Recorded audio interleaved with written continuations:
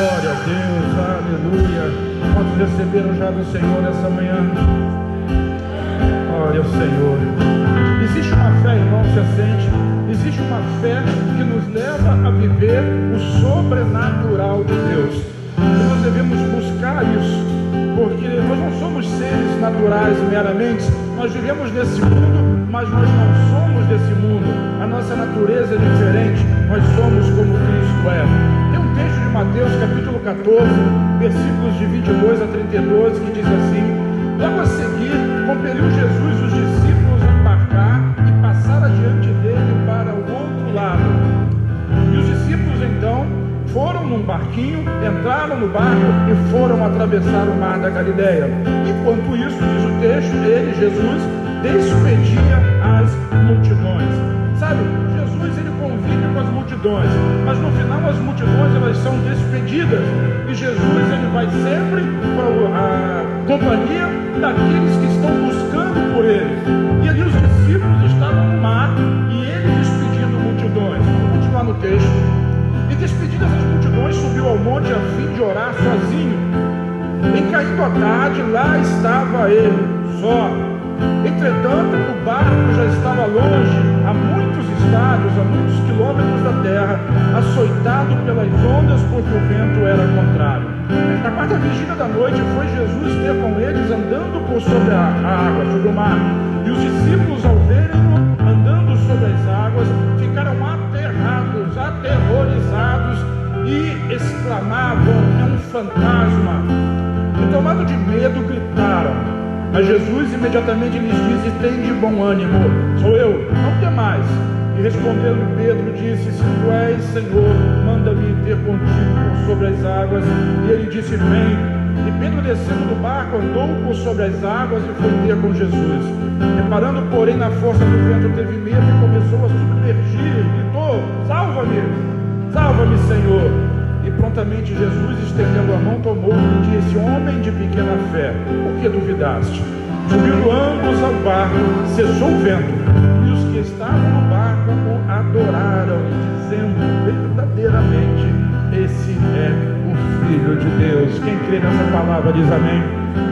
Esse texto é maravilhoso, porque enquanto outros evangelhos não dão detalhes a respeito de Pedro, aqui no livro de Mateus ele traz detalhes assim muito minuciosos a respeito da posição de Pedro dentro de toda essa circunstância. Na semana que vem, eu vou gravar essa semana, na semana que vem tem uma série no YouTube que é Fim dos Tempos, e eu vou falar desse texto do ponto de vista escatológico, e é muito bacana, vai ser rapidinho, e assim, não vou me detalhar aqui, mas do ponto de vista escatológico, quando Deus despede a multidão, manda os discípulos adiante dele para o barco é a igreja. O barco representa o quê? A igreja. As águas, o oceano, o mar representa o quê? As nações. E a igreja hoje, ela está no meio do oceano, das nações. Nós somos um barco. O vento nos é contrário. O vento é o quê? Mas Jesus mandou a gente fazer o quê? Nos compeliu. No texto ali, vai, entra no barco, é a minha igreja, e vai para o outro lado. E a igreja foi na frente de Jesus, enquanto Jesus se despedia a multidão, e enquanto Jesus ficava sozinho na presença do Pai. Onde é que Jesus está hoje? E a multidão? A multidão é o povo de Israel, já foi. Fica para lá, não é a sua hora. A igreja representada nos apóstolos atravessava o mar no barco, e Jesus foi para o Pai. Mas o vento começou a ficar contrário, o oceano começou a ficar bravo. Tinha muitas ondas, tinha muito problema. Mas o texto diz que Jesus, vendo isso, na quarta vigília da noite, quando a noite é mais escura, Jesus desce do monte, anda sobre as águas e vai socorrer a sua igreja. E o final diz: Jesus sobe o barco, o vento cessa, o problema acaba e todo mundo se alegra. Verdadeiramente esse é o Filho de Deus. Vai chegar a hora que o vento vai parar, tudo vai cessar, e nós vamos estar novamente com Cristo, porque na hora mais escura da noite o Senhor virá em nosso auxílio. Quem diz amém? Aleluia. Mas voltando aqui para essa questão da fé, porque a fé é que moveu esse momento todo. E quando Jesus chega ali na quarta vigília da noite, E as pessoas começam, a primeira reação dos discípulos é de medo. Sabe, quando a coisa é contrária, quando o problema acontece, como a circunstância vem contra nós, a nossa primeira reação é de medo. Mas a fé em Cristo, a fé verdadeira, é aquela fé que supera o medo e faz você e eu e nós vivemos o sobrenatural. Quem vive debaixo do legado do medo não experimenta o sobrenatural. Vou repetir: quem vive debaixo do legado do medo não experimenta o sobrenatural. Todo mundo gritou no barco com medo, mas tinha um homem lá, um homem oscilante, um homem de fé vacilante, um homem que tinha dificuldades em alguns momentos, mas ele disse: se és tu, Senhor, eu quero ir contigo. E Jesus disse: vem, e ele desceu. Sabe, o medo paralisa, o medo estagna, o medo nos impede de viver o melhor de Deus. E o nosso inimigo, o nosso adversário, ele trabalha muito na nossa fraqueza. E nossa fraqueza, ele faz obstruir a nossa fé através do medo. Do medo de tentar, do medo de prosperar. Se Pedro não bota o pé para fora daquele barco, ele nunca tinha experimentado o sobrenatural. Se você não botar fora o pé dessa situação que você está vivendo e experimentar confiar em Deus, você vai continuar debaixo do legado do medo, da doença, da enfermidade, da pobreza. Vai continuar com essa família destruída, fingindo que está tudo bem. Mas em algum momento você vai precisar ter fé, vencer o medo, romper com aquilo que diz no jornal, nas bobagens e nas não bobagens, mas de tudo aquilo que inibe a nossa fé, e colocar o pé para fora do barco. Sabe, Jó, quando passou por uma circunstância difícil, todo mundo conhece essa história, sabe que a mulher dele, a sua própria mulher, veio com um conselho de ímpio: amaldiçoa o teu Deus e morre, desiste disso, você vai para o céu. Mas Jó era um homem de fé, ele disse: como uma louca você está falando comigo?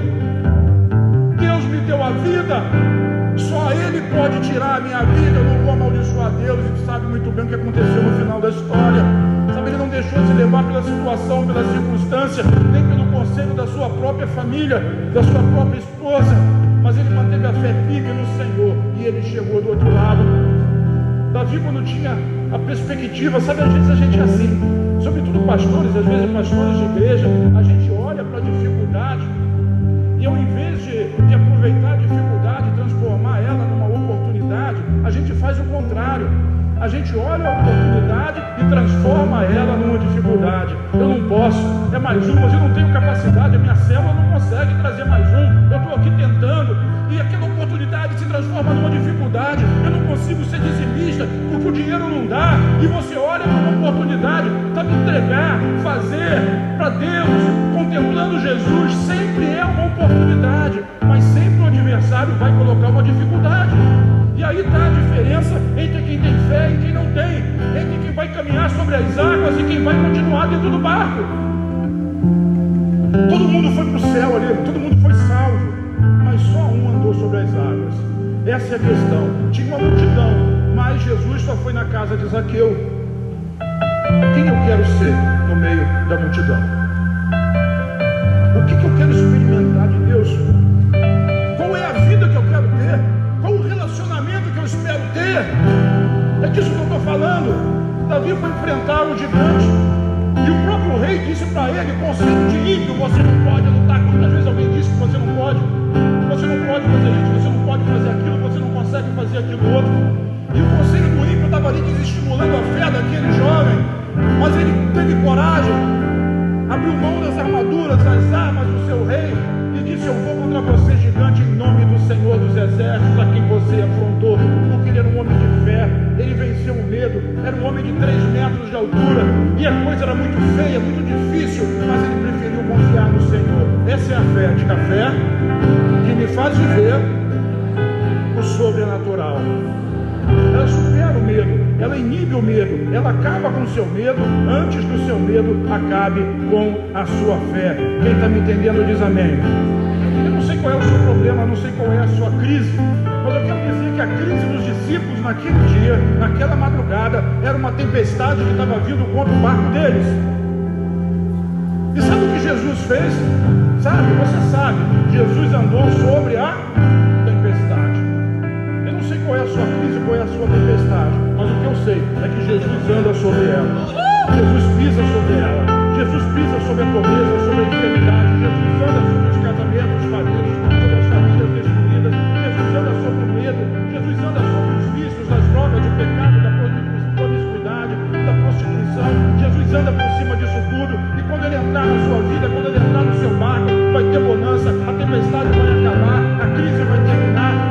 de Deus vai se manifestar na sua vida. Quem crê nisso diz amém.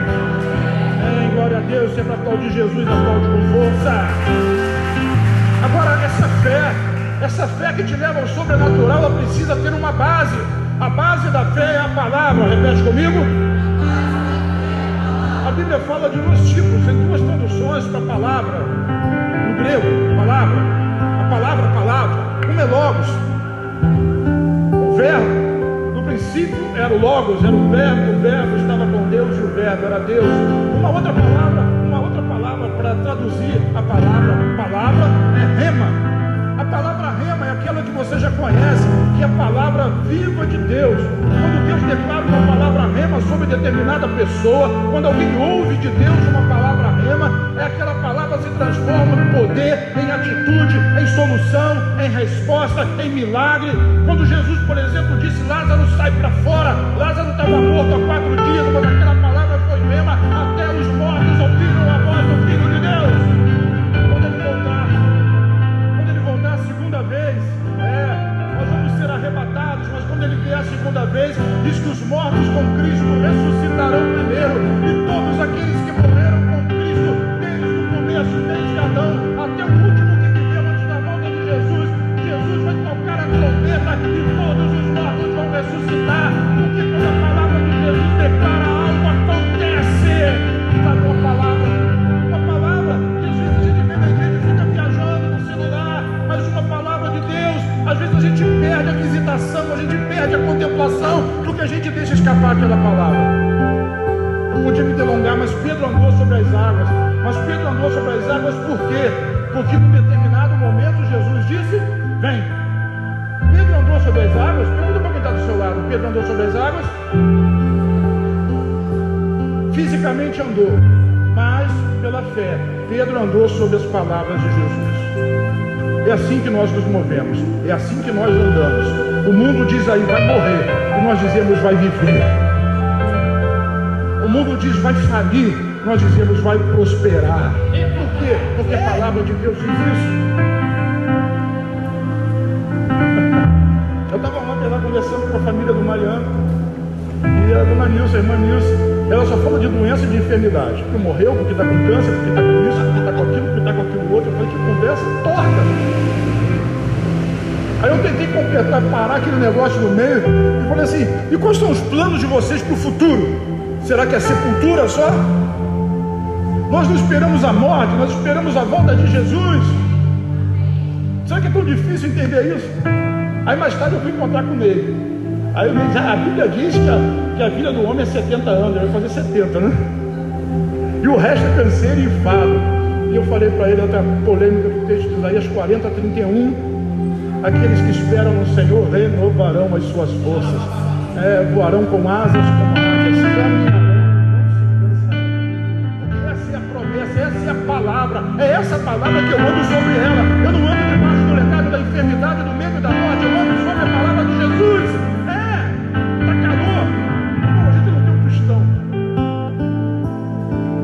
Esse mês o aluguel aqui passou ao top do preço, é quase R$5.000, a gente se reunia aqui todo mês. E eu estou dizendo para você, você vai sentir frio aqui ainda, porque eu vou colocar ar-condicionado, fazer rebaixamento. De onde vem? Não sei, mas eu sei que eu tenho uma palavra. Qual é a palavra que guia a sua vida? A palavra que guiou Pedro foi: vem. E ele foi, ele não ficou pensando. Às vezes a gente fica pensando: mas o que diz a Miriam Leitão? O que diz os cientistas? O que diz o presidente Bolsonaro? O que fala a oposição? O que diz o governo, os esquerdistas? O que diz isso? O que diz aquilo? E a gente nunca para prestar atenção no que Jesus está dizendo. O que Jesus está dizendo para você? Não importa o que a ciência diz, importa o que a Bíblia fala. 1000 cairão ao meu lado, 10.000 à minha direita, eu não serei abalado. Diga: eu não serei abalado. Mas essa palavra precisa ser rema no seu coração. No meu é. Eu disse: eu não vou pegar Covid, e não peguei. E as pessoas tinham medo de tomar vacina. Grupo de pastor de apoio da vacina tem HIV, da câncer, é coisa do anticristo. E eu disse: eu vou tomar vacina e não vai acontecer nada comigo. Tomei vacina, não senti nem a dor da picada. Porque existe uma palavra e nós andamos em cima da palavra. crise, irmão, você precisa olhar para a crise e ver na crise uma possibilidade, uma oportunidade. Que paninho feio isso aqui. Corta isso aqui quando fica. A gente precisa ver na crise uma oportunidade. Às vezes a crise do seu casamento é uma oportunidade de reconciliação e da paixão voltar, do fogo voltar. Às vezes a crise no relacionamento do pai com o filho, do filho com o pai, é uma oportunidade que Deus está dando desse relacionamento ser aquecido, e a gente só pensa na desgraça, vai embora, vai morrer, vai me abandonar. Sabe, Deus está nos dando uma oportunidade, e às vezes a oportunidade ela vem no meio da crise. No meio dessa crise eu preciso ter uma palavra, diga palavra, e é nela que eu amo. É o sobrenatural. Nós não somos naturais, irmão, nós somos sobrenaturais. Você vai viver para ver Jesus voltar sobre essa terra. Ninguém vai ouvir, mas você vai ouvir a trombeta. Aí você vai falar, que é isso? Quem está do seu lado não ouviu. E quando a pessoa olhar para você, você sumiu. Porque sumiu com ele. É disso que eu estou falando. Eu contemplo Jesus. E o resto não interessa. Deus vai suprir todas as minhas necessidades. É a palavra. João capítulo 15, versículo 5, Jesus diz assim: sem mim nada podeis fazer. Diga, sem Jesus eu não posso nada. Sem Jesus, vamos dizer de novo, eu não posso nada. Às vezes a gente quer resolver tudo na força do braço, né? Mas quando nós dependemos do Senhor e andamos sobre a palavra dele, nós lembramos de Zacarias capítulo 4, versículo 6, quando diz: não por força nem por poder, mas pelo meu Espírito, diz o Senhor dos Exércitos. Então essa fé que nos leva ao sobrenatural é a fé que faz com que nós saiamos do barco. Em algum momento você tem que sair desse barco. Em algum momento você tem que dar o seu passo de fé. Em algum momento você tem que ter ousadia. Mas não faça isso na empolgação da minha palavra. Faça isso debaixo da palavra de Deus. Quando vem uma palavra rema sobre o seu coração, sobre a sua vida, você segue ela. Você segue ela. Como é que é isso? O seu coração vai queimar. Como é que é isso? O seu coração vai arder. Como é que é isso? Você sabe que Deus está falando com você. Como é que é isso? Você sabe que é a hora, que é o momento. E às vezes a coisa não acontece. Lembra de Elias? Elias recebeu uma palavra de Deus, disse assim: pode dizer para o rei que vai chover. E Elias foi para o monte orar. E Elias orava e mandava o garoto lá olhar, né? Vai lá, Eliseu, vê se está chovendo. E Eliseu dizia: não tem nada. E Elias de novo orava: Senhor, tua palavra. E ia, e nada. E orava Elias, e ia, e nada. E orava, ia, orava, ia, orava, e ia, até que 7ª vez. Porque às vezes a gente tem que prorrogar até a perfeição de Deus. Crer até acontecer. A gente quer fazer até acontecer, mas às vezes a gente precisa crer até que o milagre aconteça. Na 7ª vez, o garoto lá, Eliseu disse: eu vejo uma pequena nuvem do tamanho da mão de um homem. E Elias disse: chega, vai chover. Sabe, às vezes a gente não vê nada. Às vezes a gente não vê nada. Não consegue, está cego. Mas às vezes tem uma pequena nuvenzinha vindo lá no horizonte. Deus está dando um sinal. Vai vir chuva aí, vai vir chuva sobre a sua vida. Vai vir glória de Deus sobre a sua vida. E às vezes está tocando bem alto nos 4 cantos, os alto-falantes todos funcionando a pleno vapor. E a gente está assim. A minha cabeça está lá na praia.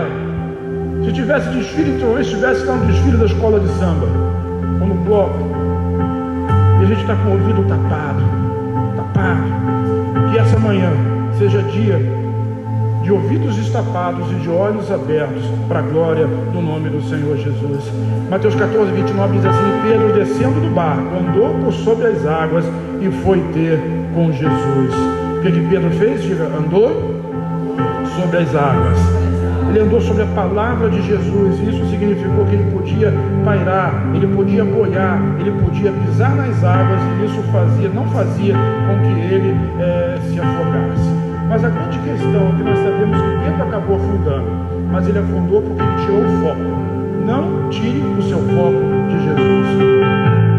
Não tire o seu foco de Jesus. Com Jesus, toda oportunidade é uma porta aberta. Sem Jesus, toda oportunidade, tudo que você vai conseguir ver e ouvir é uma dificuldade e uma porta fechada. Quem me entende diz amém. 14, 30 e 31 de Mateus diz: mas sentindo o vento teve medo. Todo mundo sente o vento venta, faz frio, impulsiona, vai contra. Todos sentimos o vento, mas nem todos temos medo do vento. aquele que não tem medo do vento, é aquele que tem uma fé sobrenatural. Ele não tem medo do vento. O vento venta contra, mas o Senhor é com ele. Glória a Deus. Mas sentindo o vento, teve medo. E começando a submergir, clamou: Senhor, salva-me. Imediatamente estendeu Jesus a mão, segurou e disse: homem de pouca fé, por que duvidaste? Jesus sempre vai ter uma mão estendida para você se você estiver afundando. Mas para você experimentar o milagre, você precisa sair do barco. Quantos irmãos precisam sair do barco nessa manhã? Quantos de vocês, quantos de nós precisa dar o passo de fé? Precisa dar o passo de fé, deixar essa situação, deixar essa circunstância, deixar esse naviozinho da sua vida e pisar nas águas, pisar na palavra, crer naquilo que o Senhor Jesus está falando.